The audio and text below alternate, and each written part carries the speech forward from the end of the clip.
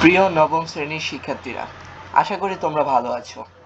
তোমাদের ষান্মাসিক সামষ্টিক মূল্যায়নের হিন্দু ধর্ম শিক্ষা বিষয়ের মূল্যায়ন আগামী 15 জুলাই 2024 খ্রিস্টাব্দে অনুষ্ঠিত হবে। তো আমরা তোমাদের জন্য হিন্দু ধর্ম শিক্ষা বিষয়ের একটি নমুনা প্রশ্ন ইতিমধ্যে তৈরি করেছি। এটি কিন্তু আসল প্রশ্ন নয়, আসল প্রশ্ন পেতে এবং ষান্মাসিক সামষ্টিক মূল্যায়নের সকল বিষয়ের প্রশ্ন ও উত্তর পেতে চ্যানেলটিকে সাবস্ক্রাইব করে রাখো। পাশাপাশি ভিডিওটিতে লাইক, কমেন্ট ও শেয়ার করো। শিক্ষার্থীরা, ইতোমধ্যে আমাদের চ্যানেল থেকে কোন বিষয়ের ওপর প্রশ্নমালা তৈরি করা হবে তা নিয়ে একটি ভিডিও আপলোড করা হয়েছে। ভিডিওটি না দেখলে ভিডিওটি দেখে এসো। ভিডিওটি দেখলে তোমাদের বুঝতে খানিকটা সহজ হবে। নিচে ডেসক্রিপশন বক্সে ভিডিওটির লিংক দেওয়া আছে। তো চলো শিক্ষার্থীরা, আমরা নমুনা প্রশ্ন ও উত্তরটি দেখে নিই। ষান্মাসিক সামষ্টিক মূল্যায়ন 2024, বিষয় হিন্দু ধর্ম শিক্ষা, শ্রেণী নবম, নমুনা প্রশ্ন ও উত্তর। প্রথম অংশে রয়েছে ইয়োগা ফেস্টিভ্যাল। মনে করো তোমরা তোমাদের বিদ্যালয়ের ইয়োগা ক্লাবের উদ্যোগে যোগাসন মেলা বা ইয়োগা ফেস্টিভ্যালের আয়োজন করা হয়েছে। তো তারপর এসেছে ধাপ ক, ইয়োগা ফেস্টিভ্যালের স্লোগান। যোগাসনের উপকারিতা জানানো এবং সচেতনতা তৈরির জন্য যোগাসন সম্পর্কিত স্লোগান তৈরি করো। তো শিক্ষার্থীরা, প্রথম অংশের ধাপ কয়ে আমাদের ইয়োগা ফেস্টিভ্যালের জন্য সম্ভাব্য একটি স্লোগান তৈরি করতে হবে। তো চলো আমরা সম্ভাব্য উত্তরটি দেখে নিই। সম্ভাব্য উত্তর: ইয়োগা ফেস্টিভ্যালের স্লোগান 1. যোগ ব্যায়াম করি প্রতিদিন, রোগ দূর হবে দিন দিন। এবং তারপর আছে 2. যোগাসন ভাঙবে স্বাস্থ্যের রহস্য, অবলম্বন করে সমাজ হবে সুস্থ।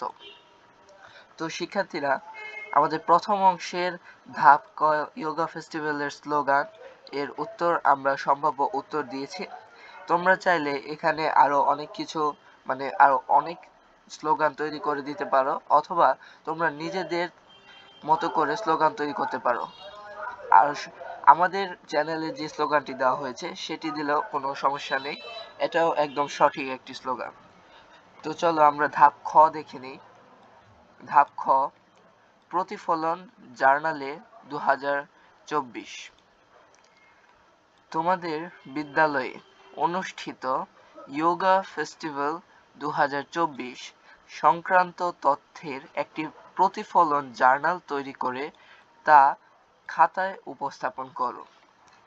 তো শিক্ষার্থীরা, প্রথম অংশের ধাপ খয়ে আমাদের প্রতিফলন জার্নালে 2024 আমাদের বিদ্যালয়ে অনুষ্ঠিত ইয়োগা ফেস্টিভ্যাল 2024 সংক্রান্ত তথ্যের একটি প্রতিফলন জার্নাল তৈরি করে তা খাতায় উপস্থাপন করতে বলা হয়েছে।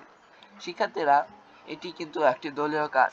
তো আমরা দলে আলোচনা করে তারপর এককভাবে নিজেদের খাতায় সেটি উপস্থাপন করব। তো চলো প্রথমে আমরা আমাদের নিজেদের তৈরি করা সম্ভাব্য উত্তরটি দেখে নিই।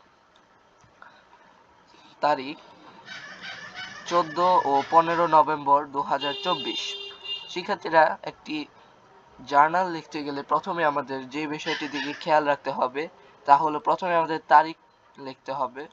এরপর পরপর দুটি ধাপ দিতে হবে, যারা যারা উপস্থিত ছিল বা ছিলেন, এরপর যা যা হয়েছে এবং এই ফেস্টিভ্যালের মাধ্যমে আমাদের অর্জন। সুতরাং এখানে মোট 4টি ধাপ রয়েছে: তারিখ, যারা যারা উপস্থিত ছিল, যা যা হয়েছে এবং এই ফেস্টিভ্যালের আমাদের অর্জন। তো তারিখ আমরা ইতিমধ্যে দেখেছি।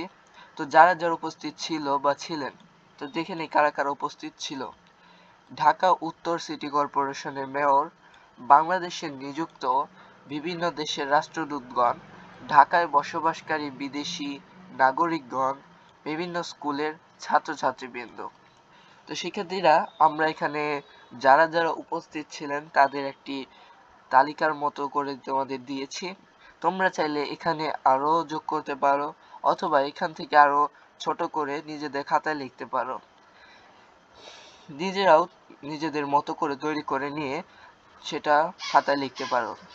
এরপর দেখো যারা যা যা হয়েছে তা নিয়ে আমরা কিছু বলেছি, যেমন আলোচনা সভা, বিভিন্ন পদ্ধতিতে যোগাসন অনুশীলন, উৎসবমুখর পরিবেশে বাহারি পণ্যের স্টল, বায়োস্কোপ প্রদর্শনী, পুতুল নাচ, ম্যাজিক শো, স্বাস্থ্যসেবা স্টল, পাটের তৈরি পণ্য ইত্যাদির দোকান এবং প্রদর্শনের আয়োজন করা হয়েছিল।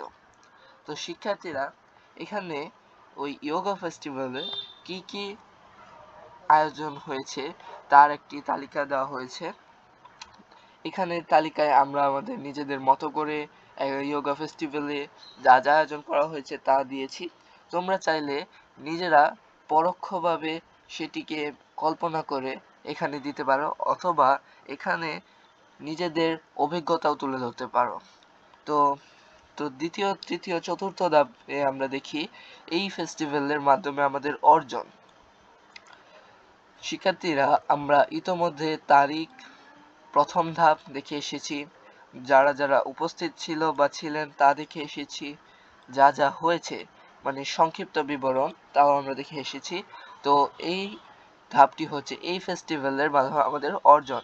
তো শিক্ষার্থীরা আমি আগেও বলেছি জার্নাল লেখার ক্ষেত্রে আমাদের 4টি ধাপ অবশ্যই অবলম্বন করতে হবে, এবং প্রথম ধাপটি হবে সেই বিষয়টির সময় অথবা তারিখ, মানে যেই জিনিসটি আয়োজন করা হয়েছে তার সময় অথবা তারিখ।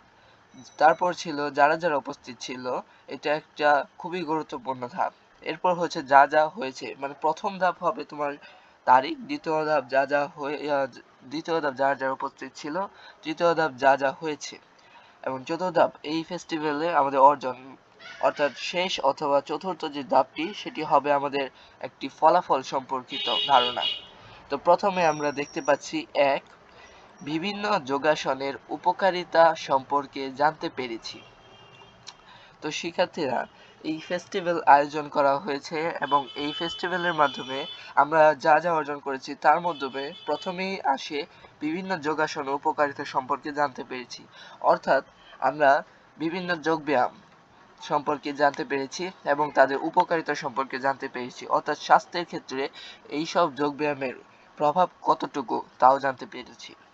এবং চলো আমরা দ্বিতীয়টি দেখে নিই, বিভিন্ন পদ্ধতির যোগাসন অনুশীলনের অভিজ্ঞতা অর্জন করেছি।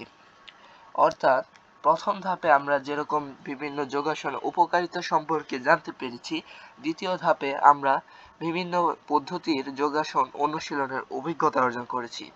অর্থাৎ নানা রকম যোগাসন অনুশীলনের অভিজ্ঞতা, আমরা সেগুলোর পদ্ধতি সম্পর্কে জানতে পেরেছি এবং সেই পদ্ধতি আমাদের বাস্তব জীবনে প্রয়োগ করতে আমরা উৎসাহিত হতে পারবো এই দ্বিতীয় ধাপটির দ্বারা। তো চলো আমরা তৃতীয় ধাপটি দেখে নিই। তৃতীয়, স্বাস্থ্যই সকল সুখের মূল বিষয়টি উপলব্ধি করেছি। অর্থাৎ স্বাস্থ্যই সকল সুখের মূল প্রবাদটি আমরা ছোটবেলা থেকেই শুনে এসেছি।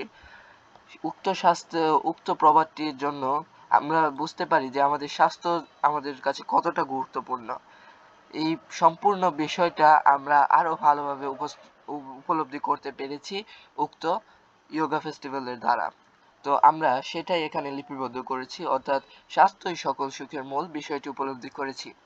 এখানে আমরা আরো দিতে পারি, যেমন উপকারিতা, স্বাস্থ্যের ক্ষেত্রে কি কি ভূমিকা রেখেছে যোগব্যায়াম, এইরকম আরো অনেকটি ধাপ দিতে পারি। তো চতুর্থ ধাপে আমরা দেখে নিই, চলো।